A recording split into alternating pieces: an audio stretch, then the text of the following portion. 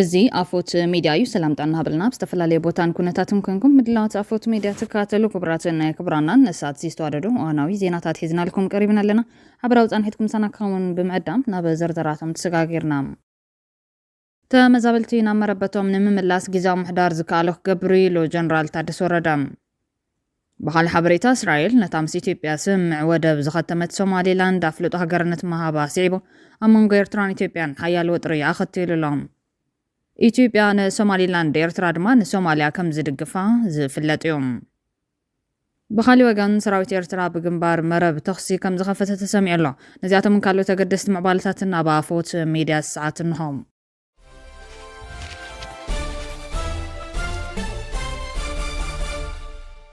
ብቀዳምነት ፕሮግራም ብሄራዊ መለለይ ፌደራል ኣብ ዞባታት ምዕራብን ደቡብ ትግራይን ዘካይዱ ዘሎ ምዝገባ ብሄራዊ ዲጂታል ታሴራ ወይ ድማ ፋይዳ ሕገ መንግስታዊ ግዛኣት ትግራይ ዝተሓሰብ ምዃኑ ብቕልጡፍ ክዕሪ ሓቲቱ ኤጀንሲ ስታትስቲክስን ምዝገባ ውሳነ ኩነትን ትግራይ ካብ መፋረቕ ዝሓለፈ ዓመታት ሒዙ ኣብ ዞባ ምዕራብ ትግራይ ከምኡውን ዞባ ደቡብ ትግራይ ወረዳታት ከተማ ኣላማጣ፣ ራያ ኣላማጣ፣ ኦፍላንድ ዛታን ዝካየድ ዘሎ ምዝገባ ብሄራዊ ዲጂታል መለለይ ፋይዳ እዞም ቦታታት ሕገ መንግስታዊ ግዛኣታት ትግራይ ምዃኖም ኣብ ግምት ዘእተወ ካብ ምዃኑ ብተወሳኺ ናይ ትግራይ ኣቀማምጣ ስነ ህዝቢ ዲሞግራፊያዊ ለውጥ ዘምጽእ ስራሕ ኮይኑ ከም ዝረኸቦ ይገልጽ ኤጀንሲ ስታትስቲክስን ምዝገባ ውሳነ ኩነትን ትግራይ ስለዝኾነ ድማ ከይዲ ምዝገባ ብሄራዊ ዲጂታል ታሴራ ፋይዳ ዝተገለጸ ዞባታትን ወረዳታትን ኣካል ሕገ መንግስታዊ ትሕዝቶ ትግራይ ምዃኑን ኣብ ግምት ዘእተወ ካብ ምዃኑ ብተወሳኺ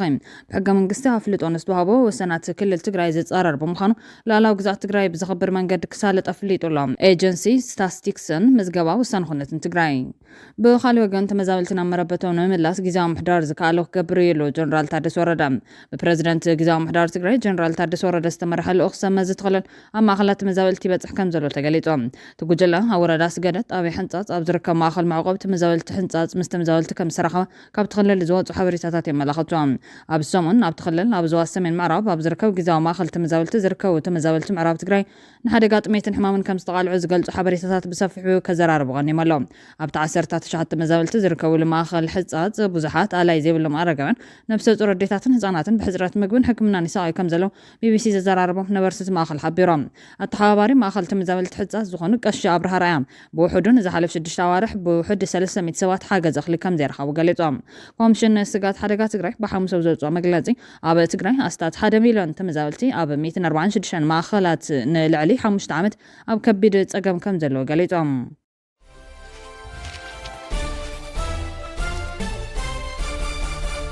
እስራኤል ነታ ምስ ኢትዮጵያ ስምምዕ ወደብ ዝኸተመት ሶማሊላንድ ኣፍልጦ ሃገርነት መሃባ ስዒቦም ኣብ መንጎ ኤርትራን ኢትዮጵያን ሓያል ውጥሪ ኸቲሎም ኢትዮጵያ ንሶማሊላንድ ኤርትራ ድማ ንሶማልያ ከም ዝድግፋ ዝፍለጥ እዮም እስራኤል ነታ ካብ ሶማልያ ነፃ ሃገር ምዃና ክትገልጽ ፀንሐት ርእሰ ምምሕዳር ሶማሊላንድ ከም ናፃ ሃገር ብወጋዕ ፍልጦ ዝሃበት ፈላሜት ሃገር ኮይና ኣላ ኮሚሽን ሕብረት ኣፍሪካ ንሶማሊላንድ ዝወሃብ ዝኾነ ይኹን ኣፍልጦ ብምንጻግ ንሓድነትን ሉዓላውነትን ሶማልያ ንምኽባር ዘለዎ ተወፋይነት ደጊሞ ኣረጋጊጾም ኣቦ ወንበርቲ ኮሚሽን መሓመድ ዓሊ ዩሱፍ ብዓርቢ ኣማሲቡ ዘውፅኦ መግለጺ ሶማሊላንድ ከም ናፃ ኣካል ኣፍልጦ ንምሃብ ዝዓለመ ዝኾነ ይኹን ተበግሶ ወይ ስጉምቲ ብጽኑዕ ይነጽግ ኢሎም ቀዳማይ ሚኒስትር ቤንጃሚን ኔታንያሁ ብዓርቢ 26 ታሕሳስ 2025 ኣብ ዝሃቦ መግለጺ እስራኤል ንሶማሊላንድ ብወግዒ ከም ናፃ ሃገር ኣፍልጦ ከም ዝሃበታ ብምግላጽ ኣብ ሕርሻ ጥዕናን ቴክኖሎጅን ምትሕባር ብቕልጡፍ ከተስፍሕ መደብ ከም ዘለዋ ተዛሪቦም ፕረዚደንት ሶማሊላንድ ዓብድራሕማን መሐመድ ዓብዱላሂ እቲ ምዕባለ ታሪኻዊ ህሞት ክብል ገሊጽዎ ኣሎ ቀዳማይ ሚኒስትር ሶማልያ ሓምዛ ዓብዲ ባረ እውን ሃገሩ ነቲ ብእስራኤል ዝተወሰደ ውሳነ ኣብ ልዕሊ ላዕላውነታ ኮነ ኢልካ ዝተፈጸመ መጥቃዕቲ ይብማል ከም ዝነጸጎ ገሊጾም ጅቡቲ ግብፅን ቱርክን ዝርከበን ሃገራት እውን ነቲ ስጉምቲ ብምንቃፍ ተቃውሞታትን ከስማዕ ጀሚረን ኣለዋ እስራኤል ንሶማሊላንድ ኣፍልጦ ምሃባ ካልኦት ሃገራት እውን ንዑ ክስዕባ ከተባብዕ ይኽእል እዩ እዚ ድማ ዲፕሎማስያዊ መርገጽታት እቲ ዞባን ትበጽሕነት ኣህጉራዊ ዕዳጋታትን ክውስኽ ይኽእል እዮም ኔታንያሁ ብዓርቢ ኣብ ዘውፅኦ መግለጺ ሎሚ ንሪፓብሊክ ሶማሊላንድ ከም ናፃን ሉዓላዊትን ሃገር ወግዓ ኣፍልጦ ከም ዝሃብና ኣፍሊጠ ብምባሉ ተዛሪቦም ምስ ሚኒስተር ጉዳያት ወጻኢ ጌዲዮን ሰዓርን ፕረዚደንት ሪፓብሊክ ሶማሊላንድን ሓበራዊን ሕድሕዳውን ኣዋጅ ፈሪምና ንህዝቢ ሶማሊላንድ ዓወት ብልጽግና ናጽነትን እምነየሎም ክብል ኔታንያሁ ኣብ ኤክስ ጽሒፎም ሶማሊላንድ ካብ ዓባይ ሶማልያ ናጽነታ ብምዋጅ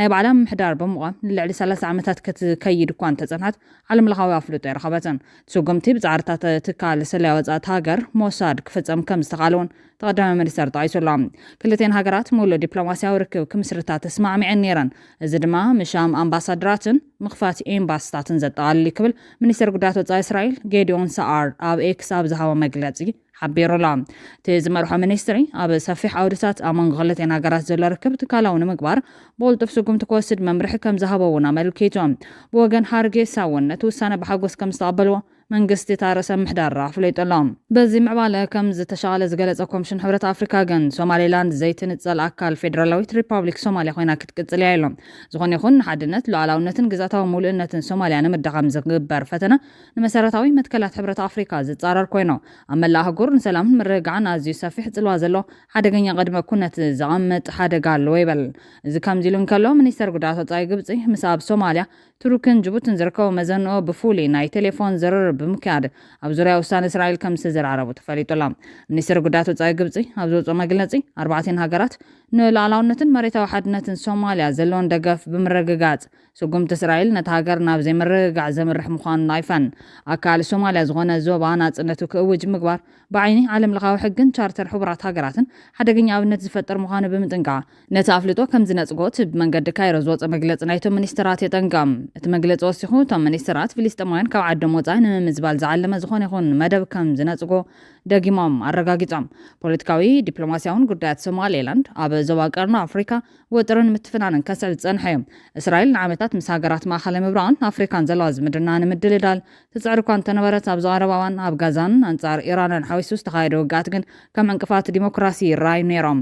ኣብ መወዳእታ ቀዳማይ ዕምሪ ስልጣን ትራምፕ ኣብ 2020 ዝተገበረ ስምምዕ አብርሃም ተባሂሉ ዝፍለጥ ስምምዕ ስዒቡ ኣብዝሓ ሰላም ዝነብሩለን ሕቡራት ኢማራት ዓረብን ሞሮኮን ምስ እስራኤል ዘለዎን ዝምድና ናብ ንቡር ክመልሳን ከሎ ካልኦት ሃገራት ድማ ድሒረን ተጸምቢረን ሚኒስተር ጉዳያት ወጻኢ ግብጺ ምስ ናይ ሶማልያ ቱርክን ጅቡትን መዘናታቱ ብቴሌፎን ድሕሪ ዘካየደ ልዝብ 4 ሃገራት ንሉዓላውነትን መሬታዊ ሓድነትን ሶማልያ ዘለዎን ደገፍ ብምርግጋጽ ስጉምቲ እስራኤል ነቲ ሃገር ናብ ዘይምርግጋዕ ዘምርሕ ምዃኑን ኣይፈን ፖለቲካውን ዲፕሎማስያውን ጉዳያት ሶማሌላንድ ኣብ ዞባ ቀርኒ ኣፍሪካ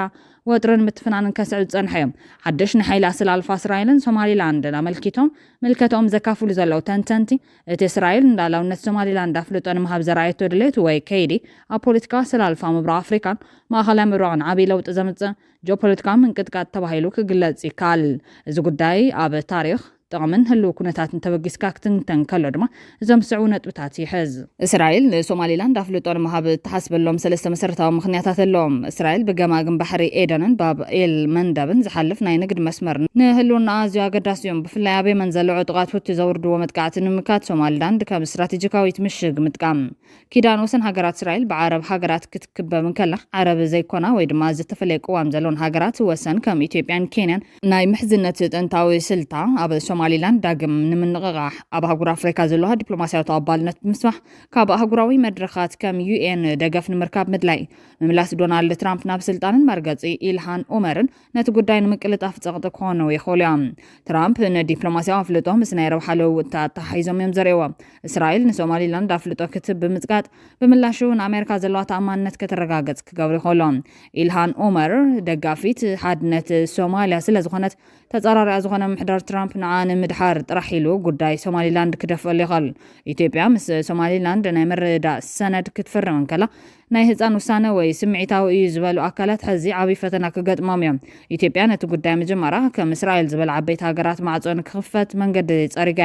ሕዚ እስራኤል ምናልባት እውን ኣሜሪካን ኣፍልጦ ክባን ተጀሚረን ውሳነ ኢትዮጵያ ናይ ዲፕሎማስያዊ ርሑቕ ኣስተውዕሎ ከም ዝነበረ መረጋገጽ ካውን እዮም ሶማልያ ብመንገዲ ግብጽን ኤርትራን ጌራ ብልዕሊ ኢትዮጵያ ንምጽቃጥ ዝነበራ ተስፋ እስራኤል ናብ ጾታ ምሳኣቶት ክቕየር ይኽእል እዮም ግብጺ ምስ እስራኤል ናይ ሰላም ውዕል እኳ እንተሎ ሶማሌላንድ ኣፍልጦ መርከባ ኣብ ጉዳይ ናይል ዘለዋ ጽልዋ ከዳኽሞ ይኽእል ተኾነ ግን እስራኤል ገጽ ንገጽ ምግጣም ንካይሮ ከቢድ እዮም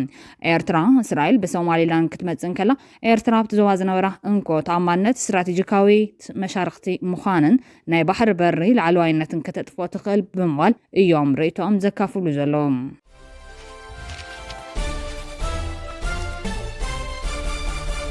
ሰራዊት ኤርትራ ብግንባር መረብ ተኽሲ ከም ዝኸፈተ ሰሚዖም ኣብ ዝሓለፈ 30 ዓመታት ኣብ ልዕሊ ህዝቢ ኤርትራ ዘሎ ጭካነ ብመንገዲ ኣፈሙዝ ኣብ ምግላጽ ዝርከብ ጉጅለ ገደፍ ሕዚ እውን ኣብ ወሰናወሰን ከባቢታት ዶባት ትግራይ ክልተ መናስያት ብተመልከተለይ ተኩሱ ምቕታሉ ምንጭታትና ብዝሰደዱልና ሓበሬታ ኣረጋጊጻ ዝሓለፈ ዓርቢ ዕለት 19 ታሕሳስ 2025 ዝተፈጸመ ቅትለት ኣብ ከባቢታት ኣብ ታሕታይ መረብ ብኣንፈት ዓዲ ክልተ ኣብ ደንደስ ሩባ መረብ ሸነኽ ኤርትራ ዝተፈጸመ ኮይኖም መንነቶም ዛጌድ ክንጻር ዘይተኻለ ክልተ መናስያት ኮኔል ካብ ዝተፈጸመ ናይ ተመልከ ተተለይ ስጉምቲ ጉጅለ ግደፍ ህይወቶም ምሕላፍ እዩ ዝረኸብናይ ሓበሬታ ዘነፀር ኣብ ውሽጢ ሃገር ብጉጅለ ግደፍ ዝወርዶም ግፍዕን ጭቆናን ምፃሩ ዝሰኣኑ ብርክት ዝበሉ መናእሰያት ኤርትራ ናብታ ኣብ ዝቐረቡ ዓመታት ክትፈርስ እያ እናበለ ዝገልፃ ኢትዮጵያ ኣሽሓት ከፊሎም ክግዕዙ ዝተዓዘበ ጉጅለ ግደፍ ተኩስካ ቀተል ዝብል ትእዛዝ ሂቡ ቁፅሪ ዘይብሉ መናእሰያት ኣብ ከባቢ ዶባት ብቃታ ከውድቖም ምፅንሑ ዝሓበሩ ምንጭታትና እቲ ኣብ ልዕሊ ዶብ ዝሰግሩ መናእሰያት ክወስዶ ዝፀንሐ ስጉምቲ ዋላ እውን ኣብቶም ንንግዲ ሸቐጣሸቐጥ ሒዞም ዝመላለሱ ዜጋታት ይፍፅሞ ምህላው ህግደፍ ፀረ ህዝብን ሃገርን ኣርሜናዊ ጉጅለ ምዃኑ ዘረድእ ዓብዪ ስእሊ ምዃኑ እዮም ዝገልጹ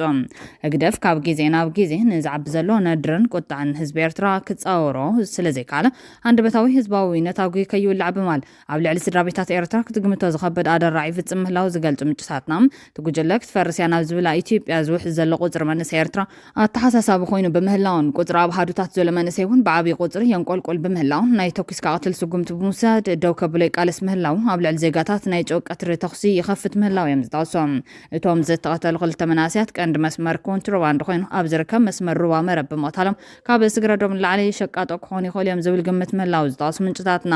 ጉጅለ ግደፍ ፖለቲካ ፅምዶ ንከይፈርሶ ናብ ኤርትራ ዝኣትዉ ተጋሩ እናተኸናኸነ ናብ ትግራይ በፂሖም ዝምለሱ ኤርትራውያን ብብረት ይቕበሎም ምህላው ህዝቢ ኤርትራ ገጢሞን ዘሎ ከቢድ ኣደራዕ ዘርኢ ምዃኑ እዮም ወሲኾም ዝገልጹ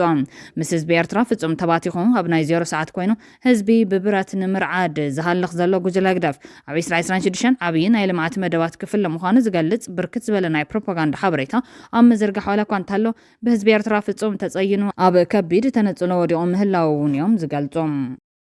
ክብራንን ቤተሰብ ኣፎት ሚድያ ነሳት ዜና አሁን ክንብለም ዝሓዝናዮም ሓፀርቶ ኣናው ዜናታት ተቐሪብና ዛዚምና ስለተካተሉና ዜና ነመስክን ላይክ ሼር ሰብስክራይብ ምግባር ቤተሰብ ኣፎት ሚድያ ኹኑ ሰሰናይ ንመናም